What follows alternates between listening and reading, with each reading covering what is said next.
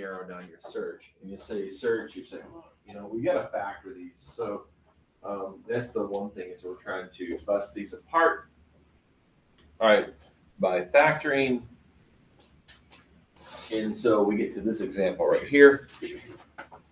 This one is actually factorable, so we can factor this one. So we can actually take a negative out. Okay. In fact, so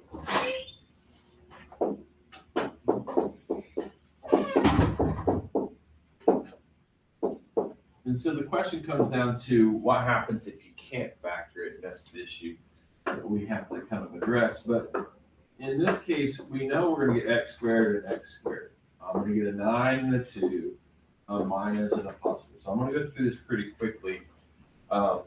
Instead of having you kind of struggle on this, go ahead and solve it. So it's been factored. This gives you the minus 9, and then the positive 2x, which gives you the negative 7x. You know this factors down to x plus 3 and x minus 3. And so we get x plus 3, we set it equal to 0, we subtract the 3, so we get negative 0. And we do the same thing over here, which you just kind of pretty much did on your test just a second ago. All right, and we got that one. Now the question is, well, this one doesn't factor over here, correct? The x plus 2 doesn't factor. Well, we set that sucker equal to 0, then we get x squared is equal to, when we subtract it 2, we get minus 2. And you guys know to take the square root, hopefully, and then you get that to value of I root 2. Now they're imaginary. We have a piecewise, so we're going to end up with plus or minus I root 2. These are imaginary roots. They're not rational. All right. Rational roots are roots that are fractions or integers over here. Anything that can be written as a fraction is a rational root. So we have 2 rational roots and we have 2 imaginary roots. Sometimes if this was a minus 2 over here and we ended up with a square root, we would end up with 2 irrational roots. Now we can't find the irrational roots, all right, through factoring. All right. We're not going to be able to do it. You're going to have to solve it by using complete the square or a quadratic formula, all right? So using the square root method in order to find those. So the only information right now, I have negative 3 and a positive 3. I also have a y-intercept at positive 18. So if I was graphing this, the only other thing I got is in behavior, it is a 4th degree and it is opening down, down. And if you notice, this is even, and this has an x to the 0. That's also even. So this is an even function. So this is symmetrical. So it's really just going to look like a parabola, all right, that is opening down, all right? So that's the general gist of this. It's probably going to be more flat up top. I probably have it, you know, like if you actually graphed it, it would look more like that at the top. I don't know, you know, like we don't have to go in that detail. Okay. So this is what it looks like. What we're going to do is we're going to get into some that look like this. That's nasty. Can you factor that? No. No. This you cannot group. You can't do anything. And so therefore, we have to be able to try to factor this, okay? Now, so we're going to do this by synthetic division. We know that synthetic division can bust it apart. We can break it apart using synthetic division. You're going to use your last number, right? These are called your p's over here. We're going to take our last number, which is 6, and write all the factors of 6. Well, that would be 1, 2, 3, and 6. And I get a space. There is space because we don't know if it's plus or minus each of these options. These are possible roots. I don't know, may not be roots at all, okay? Over here on this side, this is called our Q, all right? These are our P's in the back and Q's in the front, okay? So I don't know if you remember, but we're doing p's over q's are all the possible roots. So we're going to take our p's and we're going to divide them by our q's. So in this case here, I have 1 and 2, correct? Factors of 2 are 1 and 2, correct. What happens when you divide by 1? If I take the Monte and divide them by 1, what do we get? You get a demon. So 1 doesn't matter. So in this case here, I can divide all those numbers, I still get the same numbers. The 2 is the one that matters, okay? Take 1 and divide it by 2, what do you get? You get 1/2. 1/2. Take 2 and divide it by 2, what do you get? 1, which you already have up here, so that doesn't change anything. Take 3 and divide it by 2, you get 3/2. Take 6 and divide it by 2, what do you get? 3. Which is already up there. This is the possible solution pool. It's like the pool of numbers. All right. We don't know if those will all work. We don't know which ones will work, which ones won't work. Those are all the pools of numbers. All right. Now, so the next thing we do is we start to do synthetic division. The most you would have to do. So if all of them didn't work except for the very last one, maybe it was -3/2. If you went in order, 1, -1, 2, -2, 3, -3. And you just keep going down the list until you get one that will crack this open. Because what we're trying to do is break it apart. So we're going to have to synthetically divide a bunch of times. There's at least, 12 times you would have to synthetically divide.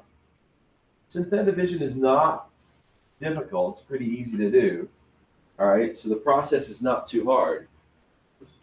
All right, there is a lot of work, but it has to, in order to do it, there's going to be some. Now, Descartes' rule of signs, Descartes was sitting there, he's just playing around. He's doing lots of these. He's trying to be that guy, who's jousting the other guy, with mathematician with a pen. They had battles, remember? It's their entertainment for the day. It was like, instead of watching Judge Judy, you watch two guys do math problems, You're like, man, that guy's amazing. And he's just scribbling crap down and you don't even know what he's talking about, right? But it was actually real stuff that he was doing, all right? So he came up with a way that he started counting the signs. This is a plus sign right here. This is a plus sign. This is a minus sign and a minus sign.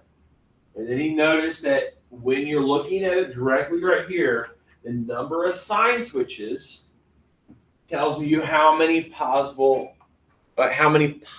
roots, real positive roots you have. Positive root means that it is over here on this side of the graph.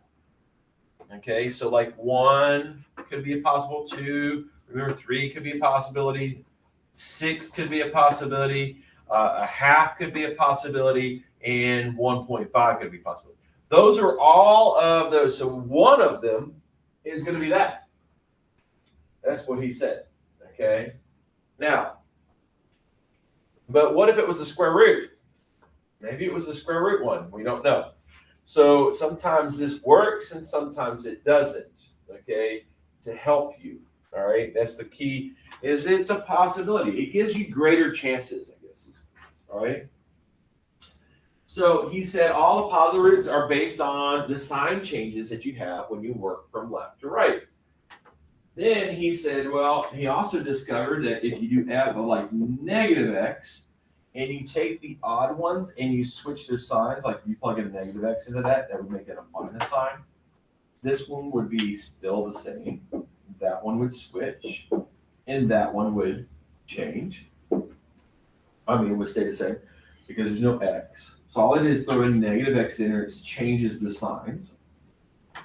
It's a reflection, correct? All we've done is reflected it. How many sign changes do I have here? I go from negative to positive. Positive is still the same and a negative. So there are 2 sign switches. I have 1 positive switch. This is positives. And I have 2 negative switches. Okay. So where's the greater odds? A negative or a positive? negative. There's two negatives, right?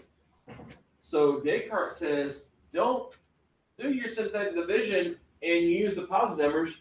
Use your synthetic division and look at your negative numbers, is what he's saying.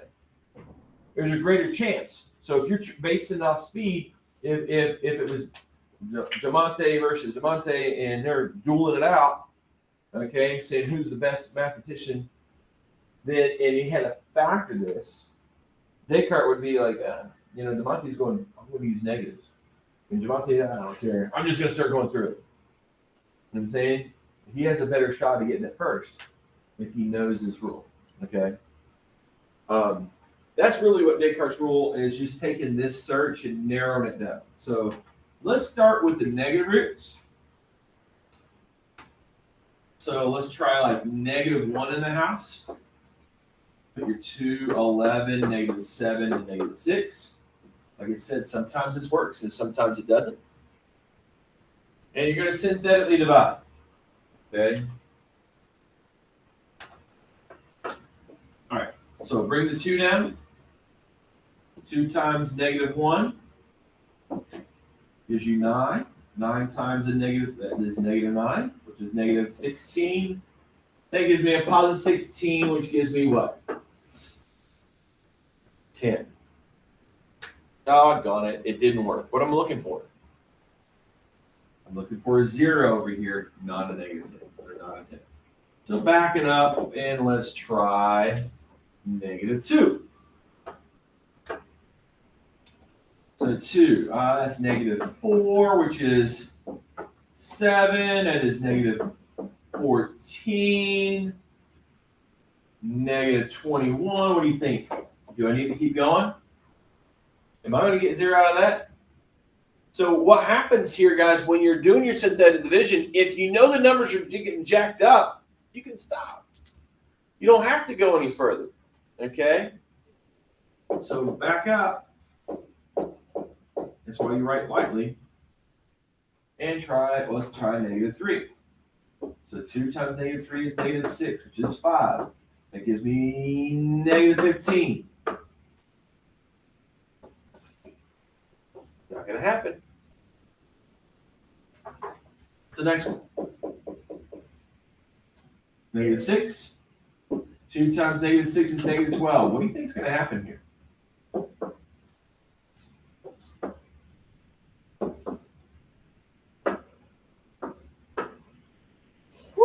It won. We hit it. Okay. One of the things happened here, like if you notice it was getting kind of jacked up, right? Sometimes it just shoots off into outer space and keeps going. But this time it went right back down. So we can tell from at least from -1 or from -1 to -6 that this thing is where it's going if we actually had those points. At -1, I think we were at 10, so it's going to go up and come back down. So in this case here, we have a factor. So x is equal to -6. We have a root right there. We're graphing this. Now, remember we started with what, x to the third? What's this now? It is now 2x squared minus x minus 1. What are we going to try to do with that? We're going to try to factor that. Okay? This factor is x plus 6. So if we're looking for it to be completely factored, we have x plus 6 there. I'm going to put a 2x here, an x here, and a 1 and a 1. And I think I'll put a minus sign here and a plus sign here.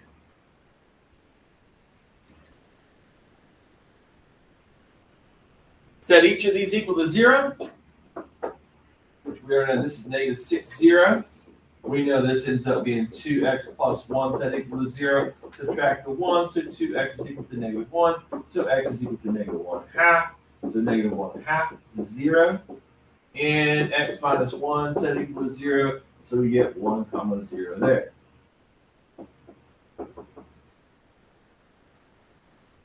How many negative roots do I have? There's 2. How many positive roots do I have? 1. Descartes' rule of signs hit perfectly this time. Okay? Now, unfortunately, it took us how many tries to get to the negative root? A lot. A lot. It took us 1, 2, 3. We were on our 4th try. So if it was Demonte versus Javante, Demonte would have lost because Javante would have been, he probably would have started with 1 to start with and got it gone. And he would have nailed it. You know what I'm saying? And that dog on it. Should have went that route. All right, now, so to graph this, you have what? We already said -6, -1, positive 1/2. It starts down, goes up. If you want to go ahead and graph the intercept that's -6, you can. You just graph it and put the -6 down. Works as well. I think it was -1/2 and 1. I got it backwards. If you want to graph the -6 perfectly, you can. It is completely up to you.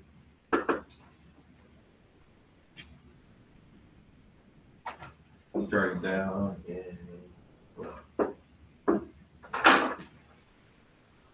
questions?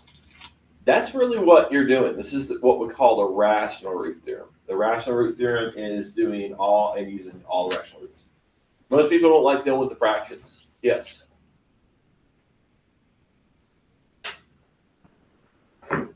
Most people don't like dealing with fractions, so they'll work with the whole numbers first before they'll get to the fractions.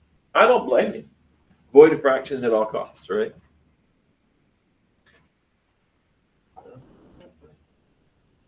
$54. Woo! What are all the factors of 54? He says there's a lot of factors. 1, I know there's a 2, I know there's a 3, 6 times 9, 3 times 18, 2 times 27, and 1 times 54.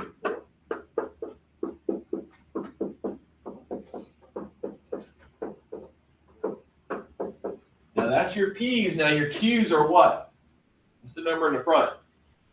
A 1. Just a 1. So actually, in this case, our P's over Q's happens to be our P's. Okay, so those are all the possible roots. There's a bunch of them. How many sign changes do I have right here? That's a plus, that's a minus, that's a minus, right? I have 1 sign change. So in this case here, I have 1 possible positive root. If I do f of -x, which I reflect it, and flip it the other way, I get a negative, I get a positive, and I have a negative. How many sign changes do I have here? Yes. Is the sign change from positive to negative, negative to positive? Correct. As you're walking from left to right, see, this is a positive goes to a negative, so the negative doesn't change it. So here I have a negative that goes to a positive, then a positive that goes to a negative. So I have 2 sign changes. So we have possible 2 negatives. All right. So what Descartes' saying right now, and his picture will be right, there will be 2 points over here and 1 point over here. Okay, that's what he's saying. So when I graph this is something that's going to look like that. Okay? I just don't know what those points are. These could be square root. All right? 2 of them could be irrational. So we could end up with 1 nice, pretty one and 2 that are kind of ugly. Okay? That are not these choices at all. All right? The other possibility is that 2 of them could be imaginary. So I could end up with only 1 that works, and then I would have 2 imaginary roots that don't exist. So Descartes, again, it kind of helps the situation. It doesn't make it true every single time. All right. This one here, it says I need to lean towards the negatives more than I need to look at the positives, is what I'm trying to say. All right. So we're back to going ahead and doing synthetic division a bunch of times. So I'm going to use, in this case, the root house. I'm going to put a 1, a 0, a negative 27, and a negative 54. I hope I didn't catch you on that. You see where the 0 comes from? Mm-hmm. Okay. And then we're going to start plugging in numbers, and I'm going to go for my negatives, like negative 1. Negative 1 is not going to work, okay, but we can try it anyway. So 1 gives you negative 1, which is negative 1, which is positive 1, which is negative 26. There's no way I'm getting 26 to subtract 54. I just know in my head, all right? We need this to end up being like a 2, like we're multiplying. So I'm going to back up and try a negative 2. Now, one of the things that happens to a lot of students, they forget to, like, this is a plus or minus right here. They forget to go like, I already tried negative 1, so they forget to scratch it out. And they end up going like negative 1, and they go negative 1, and then negative 1 again. They've tried it like 3 times. They didn't know. And if you miss the 0, you may get something to work, but it's not right. And so sometimes if you leave a 0 off, none of them work. And I'll have a student be like, I did this problem. I did every single problem. I didn't get a single one to work. Made a mistake. Okay? And mistakes will kind of, cost you time. So 1 times negative 2, this is negative 2, which gives me a positive 4. That's going to give me a negative 23. That gives me a positive 46. Getting close. I need what? 0. I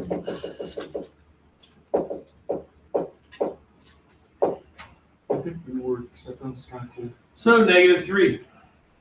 1, negative 3, which is 9, which is negative 18.